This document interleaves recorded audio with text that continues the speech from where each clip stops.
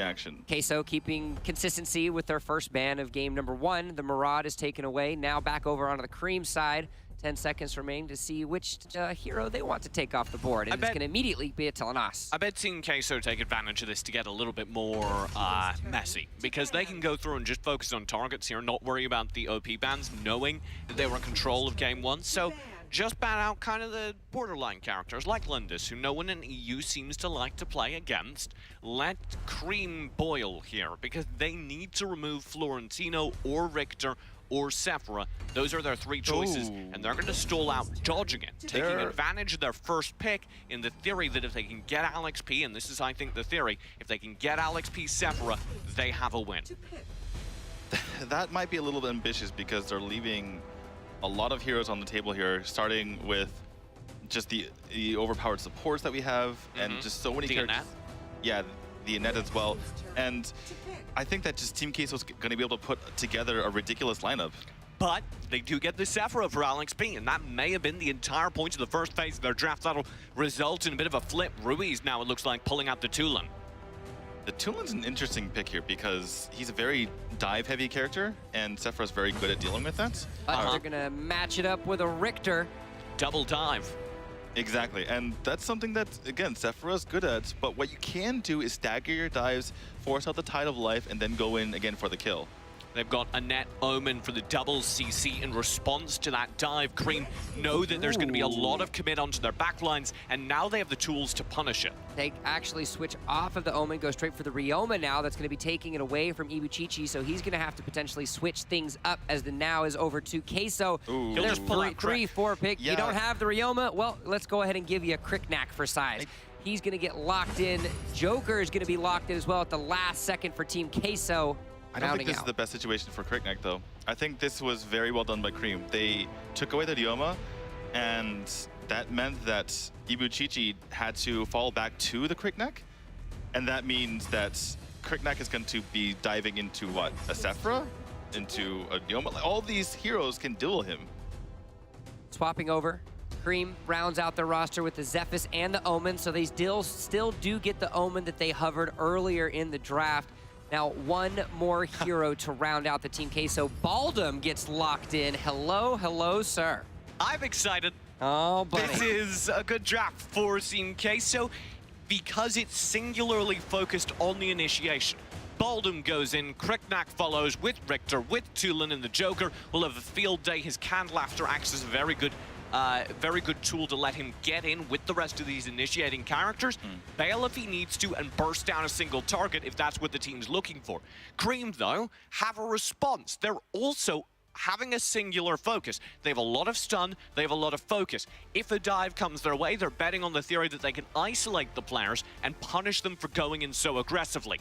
That's really fun, because they both are gambling on exactly the same team fight happening. My one worry for Queso, though, is because they have a very all-in composition, everyone has to be on the same page. They fell apart against Clash because they were not on the same page, they were not team fighting correctly, and they weren't capable of handling those macro moments as a unit. This composition requires on that condition to be held true. I have faith in them. This is why it's so fun, though. I'm very glad. This is why it's so fun, though, because Cream are living in exactly the same world. They have full CC. Yes, they're betting on exactly the same engage coming through from Queso that Queso want to have happen, and they're saying, in Queso's ideal world, our ideal world will happen, we'll land our full stuns, and we'll have an answer.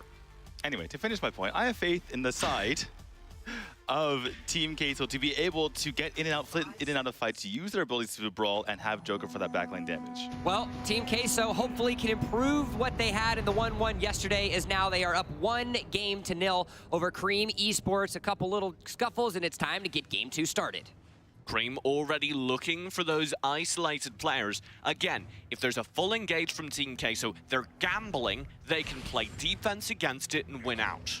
Exactly, but starting off this game here, I think that being able to invade from both sides will be favorable for Cream because of the fact that Zephys clears slower than the Cricknack. So that will help them out in these rotations, and the side of Team Queso will have to catch up in other fashions. Cream do finish their first invade. Looks like on par. A little bit ahead, actually. They get one more monster, to your credit. You were right on that count. I'm really looking to this game to see if the side of Team Queso can brawl long enough for Simjo to get his damage from the backline. In that draft, they were specifically picking Simjo to be picking Joker to be multifaceted, so that they can deal with either a marksman or a non-marksman comp. Now that they have Joker, they need him to do that sustained damage from the backline. Can we talk about Memorize, though? Because he is one of my favorite players in the world, and he's on one of my favorite characters in the world. How does the Boldum fit into this TQ comp? He is perfect, honestly. Thanks. Yeah, because he's just so tanky to get in there. If you look on the side of Cream, they have mostly up-in-your-face characters, even though there's some range on their side. The fact that Memorize can get in there and just be extremely tanky and just give them so much time for the damage to come out is going to be huge. How do you counter a Boldum? If the Boldum gets the perfect engage, they go in, they find 3 people, they isolate one, stall up the other 2, how do you respond? You actually have to just ignore him. You have to just say, I know you're annoying, I know you have a big pipe, that's very impressive, but I'm gonna have to deal with these other heroes around here, like the Tulin, like the Kriknak, once they dive in. Memorized will go in, show the noob his big pipe. The noob needs to back out as Ibuchichi's nearby, but it's Ruiz to melt. Frost grabs him. The dive from Ibuchichi will find a response. It's a 1-1 trade, but the noob on support means that there's so many other damage dealers still up. Frost gets another kill to his name, grabbing Ibuchichi in the backlines, and Team Queso are down in Abyssal. All said, that was a good move by Ibuchichi. He was unable to get out, but I still like the improvement that we see from him. That said, though, Cream is 10 ahead. Yeah, that is a pretty devastating start for Team Queso. They lose 2 players. One of them's their jungler, the other one's their mid-mage. Right. And they lose the Abyssal.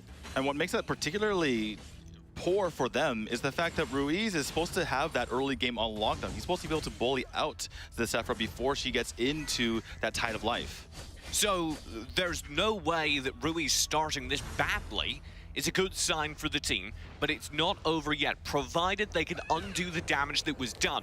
Get the jungle and mid lane farm back in control. How can Team Queso do that? Right, they just need to reset. They need to go back to the roots. They're starting to go back to bad habits that they had previously, which is to be a little bit too individually focused. Now they need to spread out and they need to play more of that macro game that they've been improving on. A little bit of a group to look in mid, at least. Ibuchichi nearby Memorize. Simjo down bottom, chained in by Talented. He'll duel him well. There's the flicker. Frost misses the death from above, but still gets the kill. Nicely done. Interesting juke there by Simjo, but goes down in the end. Team Queso on. This is a very bad rotation. 3 people to clear 1 wave, and they do not get the flank. This is what I'm talking about. Their rotations need to be better. They send 1 over to clear, and that's it. Because they dedicated so many people, now they're unable to bring their full forces to bear on the mid lane. Exactly. They're getting nothing done with that rotation, and they're just kind of waiting around. You see this mid block. They're grouping together, and they're not getting anything done with it. Yavex will poke in, see if maybe he can find something for the team to do, but he can't. And like you said, there's this 3-man Team Queso squad roaming together, trying to find picks, and it's just not happening. That is just a lack of communication. Alex P, though, scooped in. Tides of Life might get him out. It does, because Memorize backs off of the noobs here. He's got a great win, Gus. That'll be Ruiz round the side, but not enough damage, and TQ get nothing with this rotating squad, and they've lost jungle control while doing it. Now Frost goes in. He's got Ibuchichi very low, and the kill, and the golem. That's devastating. And Simjo, he's caught out as well. Talented dives in, and Simjo's low. He'll survive the Death's Embrace and go under tower, but it does not matter, as this is a devastatingly good early game to Cream. Team Queso falling apart at the seams. It seems they've forgotten everything that worked so well for them in game 1. Like you mentioned, grouping up there, not getting anything done. And I gotta say, the Sephra is already paying off. That earlier flip onto Sephra, that would have been a death for any other mage, but Alex be able to get out. Alex P, always guaranteed to do very well for the team, but I'd love to give a shout out to Frost, who's had great positioning all these fights. Exactly, able to finish off members whenever they're low. He knows his rotations perfectly. Alex P will check a bush here, zoning Memorized back. Memorized always that vision source for the team. Here he is pushing forward, gaining extra knowledge around this Abyssal. I like how you say that though, because Alex P checking a bush, that is such a weird thing to say. You don't check a bush as a mage, you will die. But Sephra allows you to do things that you can't normally do. because the Tides of Life give you not just invulnerability, but healing. Exactly. And you can get away from almost any situation by using that. You use the Tides of Life. Perhaps you flicker away if things go very south, but then you can use your Wall of Water to get away. You can slow them down. Sephra has so many tools to get out of a sticky situation. And that means that Team Queso are struggling to nail down the many prodding fingers of Cream, and Simjo will pay for it. He'll spend his canned laughter in close duel, though. Frost comes out on top. Talented narrowly survived him. Actually, I think goes down to the minions there. Yeah, it seemed like it was Cream's side of the map. So many members rotated over, but no, those were the minions of Team Queso, and they were able to get that kill. I don't know if they get credit, though. No, it still went to Simjo. They're unpaid. Oh my goodness. Minions have rights to you, TJ. This tower will fall. Memorize does dodge Frost with another missed death from above. That's a little devastating, but Ruiz and Memorized are technically still caught out. It'll mean that Yavex needs to come through on the flank. He does a good job. Team Queso only lose one tower. I would like to see Team Queso get aggressive here because there's no Tidal Life available for Alex P. And knowing that cooldown's down, they'll begin to poke forward. They do secure their own jungle for the first time in a while. Exactly. Team Queso need to continue to make these intelligent plays to see when they have opportunities and jump on them instead of just sitting back in the side of their jungle and just letting Cream run all over them. The Abyssal Dragon will go over to Cream Esports. Absolutely, and that's what helps them continue this lead as they get to the 8-minute mark. This 8-minute mark is when the Dark Slayer spawns. If they can get that, then they're really going to be in a great position. Oh, Alex P in trouble though. Memorized doesn't want to let them set up. We talked about that major cooldown on the Tides of Life. If Memorized can force it as an individual player with one good wild charge, that's a massive boon for his team. Right, but the cooldown for the wild charge is very long itself. It's about 9 seconds if I remember correctly, and that makes it difficult for Memorized to force it. I would like to see someone else force it, maybe like a Ruiz or a Yavex, and then they can back out again.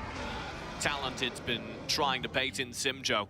Simjo, keeps thinking about checking it, and Talented blows his chance now in the mid lane. The rest of his team's going in. Team Queso are forced back. That was a very good Hurricane Wall, but the Wild Prison's there in response, and that means Ruiz gets an opportunity to chip in, burst down the noob a bit, and back off, safe behind tower. All of these Wild Prisons, though, are being defensive. I would like to see Memorize be a little more offensive with them, even when they're back behind their towers. Memorized, a little bit more aggressive. Yes, please. Cannot believe you're asking for that. Well, he's been aggressive in the past. That's what won them games. This game, it's been not so good so far. Cream have they've stopped bunching up. Their rotates have looked a little bit better. What's still going wrong for Team Queso? Team Queso is just, they need to stop having this happen. And they need to be able to hold on to these towers with more than one hero here. Memorize does scoop up hot, but there's the Tides of Life. We were talking about a perfect disengage tool, and now the re-engage. Frost goes in, a 1v2. He doesn't care, not even beneath tower. Memorized is low. They do finally lose Frost, but it's a 2-for-1 trade, and it's only Ibuchichi to dive back in. He gets a double kill off his engage, and that makes it still relatively even. But Cream, they're split pushing. They're gaining ground elsewhere on the map. I can't believe I'm saying this, but Ibuchichi is keeping Team Queso in this game with these engages. I just need the entire team to do that, and then maybe they can force these fights a little bit better. They need to know that the defense is coming out from Cream. Ibuchichi has 3 of his team's 4 kills. Exactly, and I wish the rest of his team would be as aggressive as he's being. Team Queso seem a little shattered. You're saying they're playing very defensive. What's caused that? Is this just them being uncomfortable playing from behind? They're uncomfortable playing against this particular composition. They have no idea really what to do about the Sephra, right? They need to go in, force the Tides of Life, and then go in again, but they're just afraid. They're playing individually, and that's what's hurting them, because they go in, and then they don't want to force the Tides of Life because they might die, but they're not thinking about potentially their team following up and getting a wipe afterward. We saw Yavex jump in 1v4 down in the bot lane, though, and that didn't work out. Yeah, that was not bad, honestly. He just needs his team to follow up after all the defensive tools are burned there for Cream. Memorized will get caught out. That forward zoning not working when they're so far behind. The whole team can be there to follow up. There's a good Wild Prison. Frost is nearby, though. The death from above will find him a kill. Yavex needs to escape behind tower, and he narrowly does. That's one of the major weaknesses of Baldum. His cooldown on his dash is so long that if he gets caught out, it's hard for him to escape, like, you know, for instance, a team he can get out of there. The Dark Slayer is being taken. Cream Esports are looking very good to take this game. Exactly. I would not have predicted this after game one. Cream have really taken this game by the horns. This, however, is in range of Abyssal Dragon. Alex P wants to make sure they don't get it, and he got talented on the flank. What? It's only Ruiz, the flicker, and Team Queso in big trouble. Ruiz stunned up, a double kill to talented. Darkslayer picked up by Cream, and they've got the mid lane pressure in spades. This is a nightmare for Team Queso. Neither did they take the Darkslayer, nor did they have enough members on the Abyssal Dragon. Just players in their own jungle once again. Cream taking advantage. They looked so split up, and now, like you said, they're finally paying for it. The pillars come due as the tower pressure comes through in the bot lane. The Drake's whittling away the mid tower all by itself. And there's the Ryoma of Hot racing up top lane. Yeah, they're getting waves all across the map here. Now, Wild Prism will come through. Memorize tries to play off of it. He's instantly stunned though. Instantly pulled back in. Tides of Life is there. Ibuchichi is denied. He's deleted. Yavek's down as well. It's only Ruiz and Simjo behind the tower to hold. This could very well be a game right here, right now, TJ. There's just so much pressure coming in all of these towers at once. Cream Esports, how have you completely flipped the tables? Team Queso have gone from complete control of the match to hiding behind their core at the 12-minute mark. Simjo and Ruiz are desperately mounting a defense for the wave clear. The Tides of Life is there, though, zoning them back. And it's game number 2. Back to Cream Esports, leaving the series at a 1-1 tie. I am in disbelief. What in the world just happened? A complete reversal. Did we just see them with the wrong names on? Cream just dominating game number 2. I think that was one of the most complete reversals I've ever